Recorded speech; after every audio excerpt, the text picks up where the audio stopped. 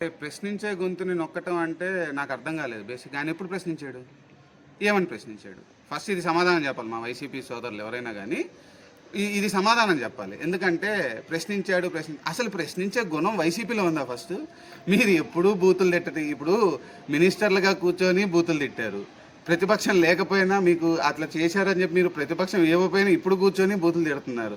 మీకు రానట్టే వీళ్ళకి సిగ్గు రాలేదు. మీరు ఎవరైతే మీ పందాలో ఉన్నారో వాళ్ళందరినీ మీరు సపోర్ట్ చేద్దామని చెప్పి మీరు అనుకుంటున్నారా? లేదా మీకు నేను వైసీపీ ఒక సూటి ప్రశ్న వేద్దాం. మీకు రాష్ట్ర భవిష్యత్తు, ప్రజల భవిష్యత్తు ముఖ్యమా? లేదు కక్షపూర్వక రాజకీయాలు ముఖ్యమా? ఫస్ట్ క్వశ్చన్ నాకు ఇది. వైసీపీ వాళ్ళ నుంచి ఎవరు మాట్లాడారు? అసలు వైసీపీ మాట్లాడడం చాలా హాస్యాస్పదంగా ఉంది ఫస్ట్ దీని మీద. ఎందుకంటే వాళ్ళు పొద్దున్న లేస్తే మాట్లాడేదే బూతులు. సో వాళ్ళకి అది నార్మల్ భాష అయి ఉండొచ్చు, వాళ్ళకి అది ప్రశ్నించడం అయినచ్చు, కానీ కామన్ పబ్లిక్ అది కాదు.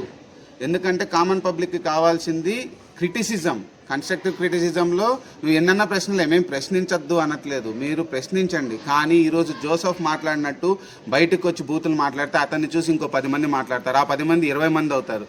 సో జోసెఫ్ నువ్వు ఒకటి నేను ప్రశ్నిస్తాను అని ఛానల్ పెట్టుకున్నప్పుడు నువ్వు ప్రశ్నించు, తప్పు లేదు. నువ్వు ప్రశ్నిస్తే ఖచ్చితంగా సమాధానాలు చెప్తాం. మాకున్న పరిధిలో మాకున్న దీంట్లో మీరు కళ్యాణ్ గారు ఈ అవినీతి చేశాడు, లేకపోతే పలానా చోట ఈ తప్పు చేశాడు, ఈ అభివృద్ధి కార్యక్రమాల్లో తప్పు చేశాడు, వీళ్ళని పట్టించుకోలేదు, ఇంకొకరిని జనాన్ని పట్టించుకోవట్లేదని మీరు ఒక్కటి తీసుకురండి, మేము దానికి తగ్గ సమాధానం చెప్తాం.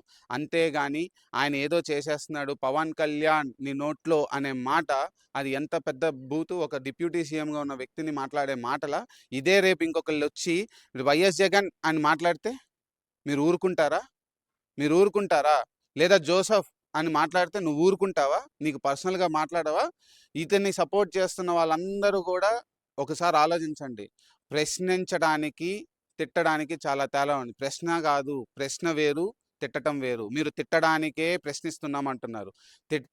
మీరు తిడితే అవతలోడు కూడా తిడతాడు, కానీ ఆయన తిట్టట్లేదు. చట్టం తన పని తాను చేసుకుని పోవాలని చెప్పి చట్టపరంగా ఏది చేసినా క్లియర్గా కళ్యాణ్ గారు ఒకటే చెప్తారు కార్యకర్తలకి, మీరు ఏం చేసినా చట్టపరంగా చేయండి. మీకు నచ్చుకున్నారా మీరు వెళ్ళి దాడులు చేయొద్దు. అతని మీద దాడి చేయాలంటే ఎంతసేపు అండి? ఇదే వైఎస్ఆర్సీపీ కార్యకర్తలు ఒకానొక టైంలో ఒక లీడర్ ఏదో అన్నాడని చెప్పి ఆ లీడర్ వాళ్ళ పార్టీ ఆఫీస్ మీద వెళ్ళి ధ్వంసం చేయలేదా? ఇదే ఇదే ఇదే వైఎస్ఆర్సీపీ వాళ్ళు కాకినాడలో సందీప్ పంచగర్ల గారిని ఆడవాళ్ళని కూడా చూడకుండా కొట్టలేదా? శాంతియుతంగా చేస్తున్న నినాదాలు అంటే మిమ్మల్ని ఏమన్నా అంటే మీరు వెళ్ళి కొట్టేయచ్చు. కానీ మా మా జనసేన కార్యకర్తలకి కళ్యాణ్ గారు ఎప్పుడూ ఆ మాట చెప్పలేదు. ఏం చేసినా న్యాయబద్ధంగా చేయండి, న్యాయపరమైన పోరాటం చేయండి తప్ప భౌతిక దాడులకు దిగొద్దని చెప్పారు. అందుకే ఎవరైనా కానీ జనసేన కార్యకర్తలు క్రమశిక్షణతో ఉన్నారు ఇప్పటిదాకా.